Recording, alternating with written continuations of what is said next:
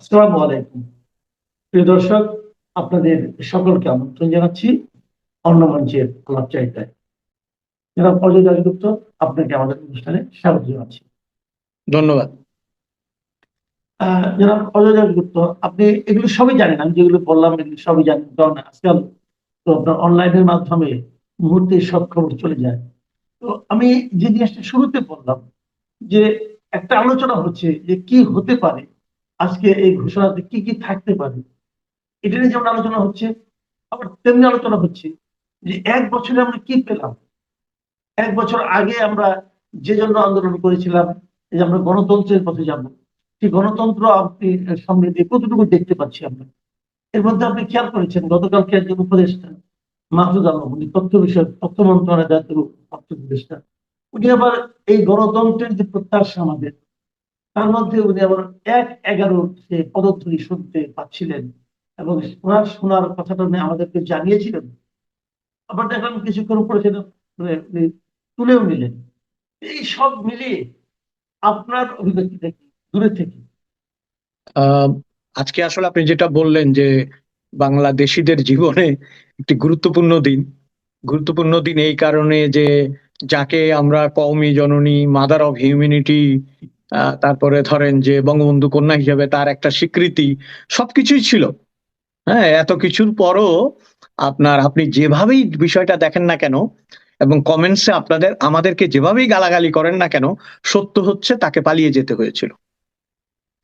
এখন আপনি যদি এটাকে দেশত্যাগ বলেন তাহলে আপনি কিন্তু মিথ্যা বলছেন এই কারণে দেশ থেকে তিনি চীনে গেছিল, ওইটা এক ধরনের দেশত্যাগ বা দেশ থেকে ফিরে আসার জন্য গেছিল, কিন্তু এইটা তো পালিয়ে যেতে বাধ্য হয়েছিল, ঠিক না? এই এই বাস্তবতাটাকে স্বীকার করে তাদেরকে রাজনীতি করতে হবে। গোয়ার্তুমি করে যে দেশত্যাগ করেছে, পালায় নাই। এবং আজকে সকালবেলা আপনি যেটা বললেন যে যেভাবেই হোক সত্য মিথ্যা তো নির্ণয় করা খুব কঠিন।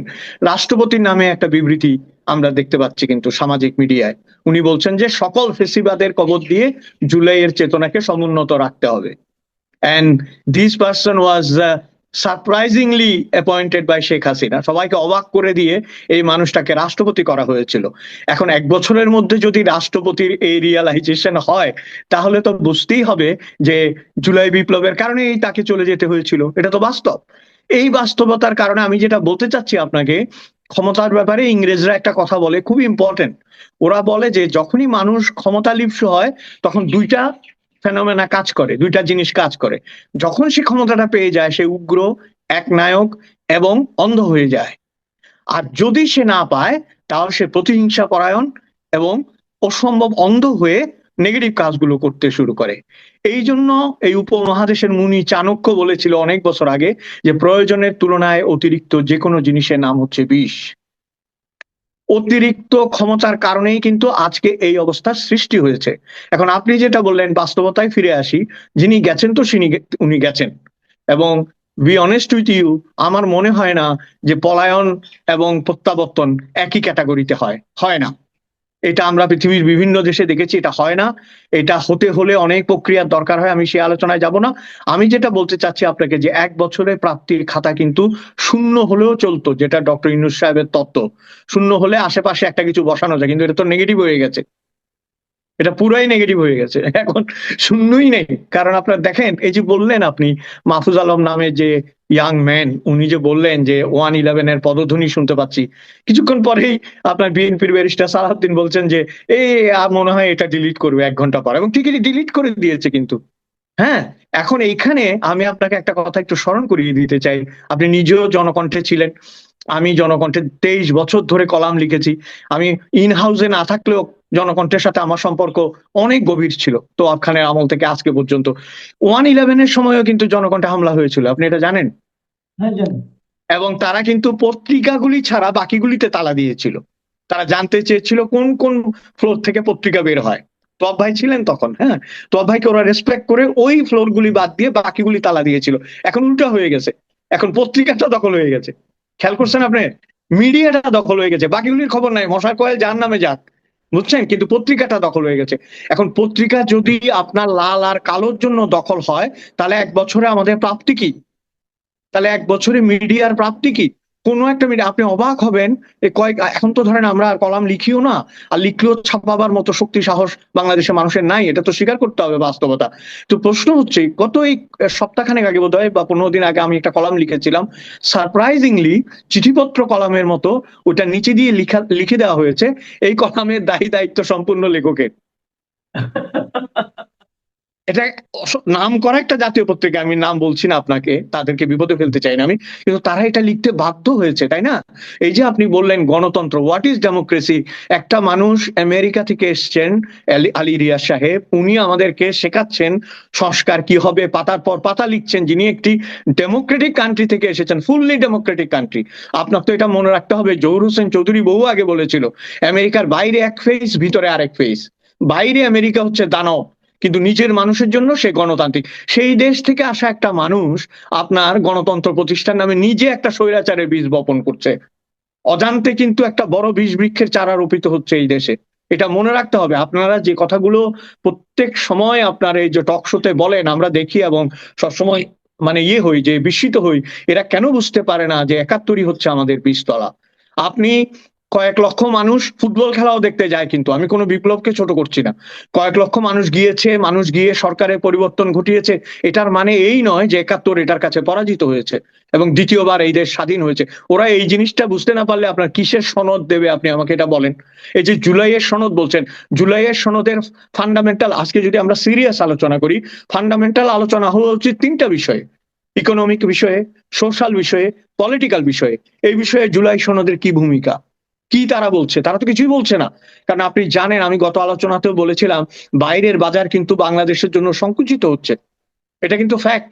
যারা ব্যবসায়ী তারা জানে বাজার সংকুচিত হচ্ছে। এবং আরো একটা বিষয় হচ্ছে আপনার, যেটা মানতেই হবে আমাদেরকে, বাংলাদেশের সবুজ পাসপোর্টে যে ভিসা দেওয়া বন্ধ হয়েছে, এটা নিয়েও কিন্তু আহাজারি শুরু হয়েছে। আজকে সকালে যখন আমরা এই সমস্ত দিবসের কথা বলছি, তখনই আমি টিভিতে নিউজ দেখলাম, মালদ্বীপের জেলে প্রচুর বাংলাদেশি আছে যাদেরকে ছাড়ানোর চেষ্টা করা হচ্ছে। তার মানে কি, আমাদের ইন্টারন্যাশনাল ইমেজের প্রশ্নে সরকারকে কাজ করা উচিত। দেশের আপনার এইসব জিনিস চিন্তা করার চাইতে যে জিনিসগুলো চিন্তা করার প্রয়োজন ছিল, সেগুলো থেকে তারা অনেক দূরে চলে এসছে। তাদের কাজ হচ্ছে বঙ্গবন্ধুর মূর্তি ভেঙে দেওয়া, বঙ্গবন্ধুর বাড়ি, এটা অগাস্ট মাস, আমাদেরকে তো বলতেই হবে না, প্রত্যেক জাতির কিন্তু একটা হিরো থাকে। আপনি দেখেন, ভারতে বিজেপি ক্ষমতায়, যারা গান্ধী বিরোধী একটা দল, কিন্তু তারা গান্ধীকে অসম্মান করে না। পাকিস্তানে যে দলই ক্ষমতায় আসুক, জিন্নার অস্তিত্ব নিয়ে সংশয় প্রকাশ করে না। কিন্তু আমাদের তো এসেই উনার মাথায় জুতার বাড়ি থেকে, পেশাব করে দেওয়া থেকে হেন কোনো অপকর্ম নাই যেটা অগাস্ট মাসে করা হয়নি। তো এই বিপ্লবকে আপনি কিভাবে সুস্থভাবে সমর্থন করবেন, এটা তো আমার মাথায় ঠিক ঢুকতে পারে না। যে এটা খুবই, আসলে আপনি যে কথাটা বললেন, এটা আসলে খুবই একটা মানে মর্মান্তিক ব্যাপার, যে প্রত্যেক জাতির একটা হিরো থাকে। আমরা আমাদের যে সকলের মনে যে নায়ক আছে, তাকে ধ্বংস করার জন্য, তাকে অপমান করার জন্য আমরা কিন্তু উঠে পড়ে লেগেছি। আপনি খেয়াল করবেন নিশ্চয়ই যে কুষ্টিয়াতে ইসলামী বিশ্ববিদ্যালয় একটা হল, তার নাম ছিল বঙ্গবন্ধুর নাম। আর বঙ্গবন্ধুর নাম সরিয়ে সেখানে বসানো হয়েছে শাহ আজিজুর রহমানের নাম। আপনি চিন্তা করতে পারেন, এটা যতবার আমি মনে করি না, মানে আমার কাছে জানি কেমন লাগে যে আমরা কোথায় যাচ্ছি। তাহলে এটাই বোধ হয় একমাত্র আপনার আপনি দেশটা কেমন চলছে যদি বুঝতে চান, তাহলে এটাই বুঝতে পারবেন আপনি, যে বঙ্গবন্ধুর নাম সরিয়ে শাহজাহানের নাম বসানো শুরু হচ্ছে। আমি আপনাকে শুধু একটা কথা বলতে চাই, ধরেন শেখ হাসিনা চলে যাওয়ার পরেও যে রিপারকেশনটা হয়নি বাঙালিদের মধ্যে, কারণ মিশ্র অনুভূতি ছিল। সকলেই বুঝতে পারতো যে একটা পরিবারতন্ত্র চলছে, এক ধরনের একটা মানে চাপিয়ে দেওয়া জিনিস চলছে। সবাই মুক্তি চেয়েছিল, হয়তো এভাবে নয় অন্যভাবে, কিন্তু চেয়েছিল। কিন্তু বঙ্গবন্ধুর এই ভাস্কর্য, বঙ্গবন্ধুর নাম, বঙ্গবন্ধুর বাড়ির উপর যখন হামলা হয়েছে, তখন কিন্তু মানুষের ভিত্তি নড়ে গেছে, মানুষের ভেতরটা নড়ে গেছে। যেটা আপনি বললেন যে বঙ্গবন্ধু তো একদিনে তৈরি হয়নি, শেখ মুজিবুর রহমান তো একদিনে তৈরি নয়। না, আপনি বলেন দাদা অযোধ্যা, আপনাকে একটা কথা বলি, যে ঠিক আছে সরকার একটা সিদ্ধান্ত নিয়েছে, হাসিনা পরিবারের সদস্যদের নাম যেভাবে আর ঢালাও নামকরণ হয়েছিল, কোনো সন্দেহ নাই, এগুলি বাদ দেওয়া ঠিক আছে, আমি আমি এটাকে সাপোর্ট করি। কিন্তু বঙ্গবন্ধু কি হাসিনার পরিচয়ে পরিচিত? আমি তো সেটাই বলছি আপনাকে, যে এই মানুষটি, আপনি ধরেন এটা আমি কি বলবো, আইন কি বলে, আপনার ছেলে যদি কোনো ক্রাইম করে আপনাকে অ্যারেস্ট করতে পারবে? আপনাকে তো অ্যারেস্ট করতে পারবে না। আপনি যদি ক্রাইম করেন আপনার ছেলেকে অ্যারেস্ট করতে পারবে না। যার যার ক্রাইম, যার যার পুণ্য, এগুলো তো যার যার নিজের। বঙ্গবন্ধুর পুণ্য তো তার পাপের চেয়ে অনেক অনেক শক্তিশালী। তার ভুলের চাইতে অনেক বেশি শক্তিশালী তার ইমেজ, এবং সারা পৃথিবীতে তার একটা ইমেজ আছে। সেই ইমেজকে, বাঙালির তো আসলে আর কোনো ইমেজ নেই বাংলাদেশের বাঙালির, সেই ইমেজটাকে ধ্বংস করার জন্য উঠে পড়ে লেগেছে এরা। এটা কিন্তু মারাত্মক আপনার। এবং আপনি দেখেন, যেটা বললেন, শাহ আজিজ তো চিহ্নিত মানুষ। তিনি কোন পক্ষের মানুষ ছিলেন? তিনি আমাদের স্বাধীনতা বিরোধিতা করেছেন, হ্যাঁ তিনি প্রাইম মিনিস্টার হয়েছিলেন, কিন্তু তিনি তো আমাদের স্বাধীনতা এবং মুক্তিযুদ্ধের বিরোধিতা করেছিলেন। তার নাম দিয়ে কেন রিপ্লেস করতে হবে? এবং রিপ্লেসমেন্টের কারণটা কি? আপনি যেটা বললেন যে পরিবারের অন্যান্য সদস্যের নামে ঢালাও ভাবে করেছে, সেগুলো তোমরা পরিবর্তন করো, কিন্তু তোমাদের সেই সব পরিবর্তনের চাইতেও মূল লক্ষ্য হচ্ছে বঙ্গবন্ধুকে টার্গেট করা। এটার মানেই হচ্ছে যে মুক্তিযুদ্ধে অর্জিত যে বাংলাদেশ, যে হিস্ট্রি, যে আপনার হিরো, তাকে অপমান করা। এইটা তো আমরা অন্তত আমাদের জীবদ্দশা এটা তো মানতে পারবো না। প্রায় আমরা এই কথাটা বলি যে এখন যারা ইয়াং হওয়াটা খারাপ কিছু না, কিন্তু এইসব ইয়াং এর মাতা পিতাও হয়তো আমাদের বয়সী না, তারাও আমাদের চেয়ে বয়সে ছোট। তাহলে মুক্তিযুদ্ধ আমরা দেখেছি, তাই না? এবং 1971 সাল থেকে 1975 সাল পর্যন্ত সংগ্রামের যে বিশেষ দিকগুলো, সেগুলো আমরা দেখেছি। বাকশালও আমরা দেখেছি, তারপরে বঙ্গবন্ধুর প্রত্যাবর্তনও আমরা দেখেছি। এখন এরা যে জিনিসটা ভুল করছে, বঙ্গবন্ধুর কিন্তু আমার ব্যক্তিগত মতে তিনটি সত্তা আছে। তার একটি সাংস্কৃতিক সত্তা আছে, তার একটা জাতীয়তাবাদী সত্তা আছে, তার একটা রাজনৈতিক সত্তা আছে। আপনি তার জাতীয়তাবাদী এবং সাংস্কৃতিক সত্তাকে কিভাবে অপমান করেন? সাংস্কৃতিক সত্তা বলতে আমি বোঝাচ্ছি, বঙ্গবন্ধু কিন্তু নিজের উদ্যোগ নিয়ে জাতীয় সঙ্গীত করেছিল, রবীন্দ্রনাথকে, নজরুলকে জাতীয় কবি করেছিল। আপনি তাকে কিভাবে এভাবে অপমান করেন? এটা তো আপনি ভবিষ্যৎ যে প্রজন্ম, তাদের কাছে একটা অসম্ভব খারাপ দৃষ্টান্ত রেখে গেছেন। এবং এটা মনে রাখতে হবে, এই কনসিকুয়েন্স আপনি এড়াতে পারবেন না। একদিন যে আপনাদের মূর্তি বানিয়ে জুতো দিয়ে পেটাবে না, তার কি কোনো গ্যারান্টি আছে? তার কোনো গ্যারান্টি আছে? এটা মানুষ হয় কি জানেন, আমাদের গ্রামে প্রবাদ আছে না, যে এই দিন দিন নয় আরো দিন আছে। যে এই কথাটাও যদি আমরা ভুলে যাই আমরা জীবনযাপন। একটা কথা বলি আপনাকে, আজকে যে জিনিসটা হচ্ছে, যেটা একটু পরে ঘোষণা করা হবে, এই জুলাই ঘোষণাপত্র। এখন জুলাই ঘোষণাপত্র অনেকে বাংলাদেশের মানুষ শুরু দিয়ে বেশ কনফিউজ ছিল যে জুলাই ঘোষণাপত্র, জুলাই সনদ, এই দুটো কি জিনিস, অনেকে বুঝতো না। ঠিক আছে, পরে আমরা বুঝতে পারলাম যে গত বছরের জুলাই মাসে যে সমস্ত কর্মকাণ্ড হয়েছিল, তার মধ্যে অনেকগুলোই হয়েছিল আইন না মেনে। সেগুলো যাতে পরবর্তী সময়ে কোনো প্রশ্নের মুখে না পড়ে, সেই জন্য গত বছরের জুলাইকে এক ধরনের স্বীকৃতি দেওয়া, বলা যে, এবং এটা নিয়ে এনসিপি দাবি করছে এটাকে আইন করতে হবে, এটাকে সংবিধানের পার্ট করতে হবে, সংবিধানের অন্তর্ভুক্ত করতে হবে। সংবিধান কি এই ধরনের জিনিস করে? আমাদের স্বাধীনতার ঘোষণাপত্র তো আমাদের সংবিধানের পার্ট হয়নি, এটা তফসিলে চলে গেছে। এটা নিয়ে আলোচনা হচ্ছে, বাট আমার প্রশ্নটা অন্য জায়গায়।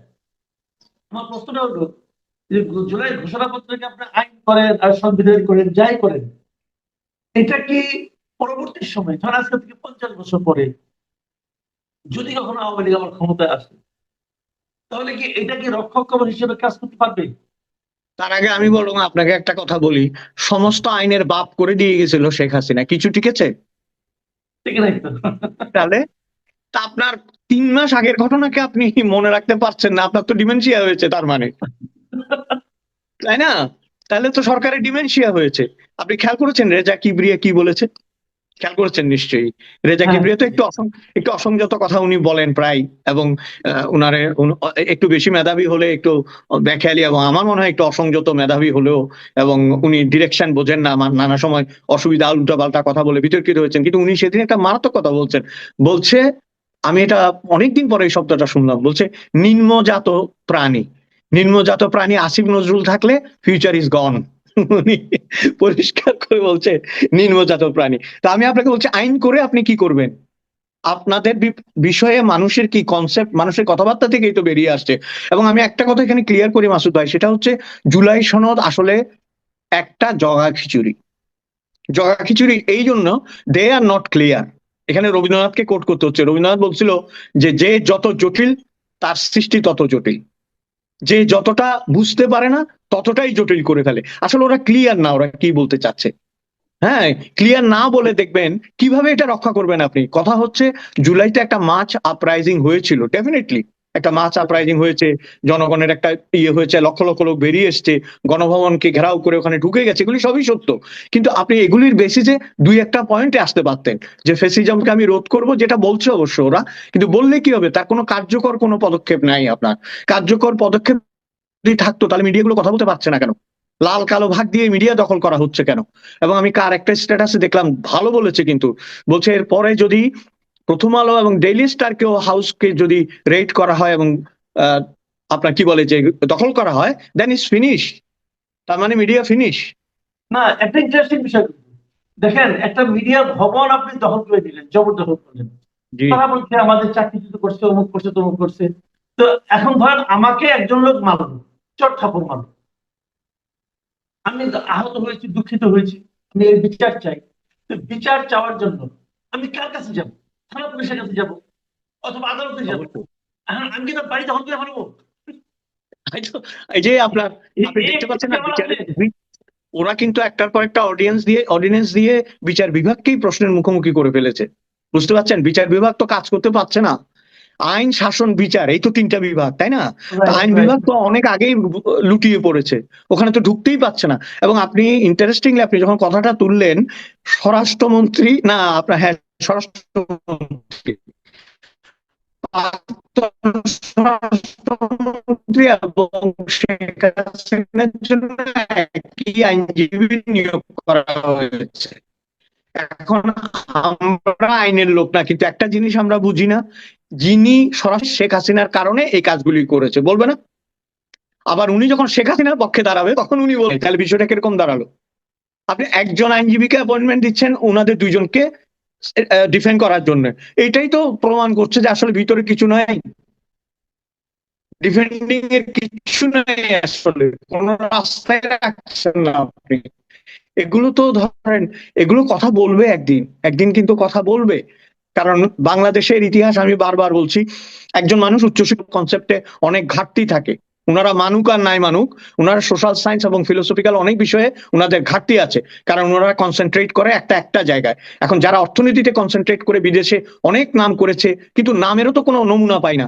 যেই দেশে যায় সেই দেশের সাথে বিজনেস ক্যান্সেল হয়ে যায়, তাহলে নামের কি মূল্য রইলো? ওই যে গান আছে না, নামের বড়াই করোনা কো, নাম দিয়ে কি হয়? নামের মাঝে পাবে না কো সবার পরিচয়। নামে তো কাজ হচ্ছে না।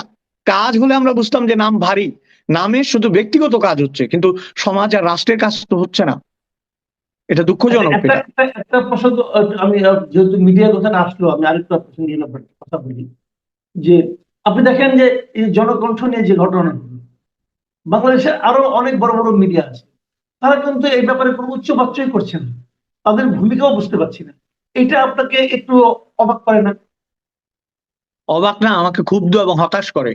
কারণ আপনার আগে যেটা হতো, যে কোনো বিষয় হলেই কিন্তু একটা জয়েন্ডার বেরোতো, সবাই মিলে সই করে একটা বিবৃতি দিত, একটা সভা হতো, এই হতো। কি এমন মানে জাদু মন্ত্র যে আছে? আমার কি মনে হয় জানেন, আমার যেটা মনে হয় সকলে যার যার অস্তিত্বের জন্য সংকটে আছে। এক হচ্ছে ফিজিক্যাল অ্যাসালমেন্ট, শারীরিক ভাবে লাঞ্ছিত হবে, মারামারি হবে, তারপরে ঢুকে দখল করে ফেলবে, এবং পুলিশ মিলিটারি এখানে কোনো কাজ করবে না। যেখানে তার মানে কি, তার মানে ল এন্ড অর্ডার কাজ করছে না। এর চেয়ে বড় ব্যর্থতা তো আর কিছু হতেই পারে না। ল এন্ড অর্ডার যদি কাজ করতো, নিশ্চিতভাবেই প্রতিবাদ হতো এবং নিশ্চিতভাবেই মানুষ দাঁড়াতে পারতো।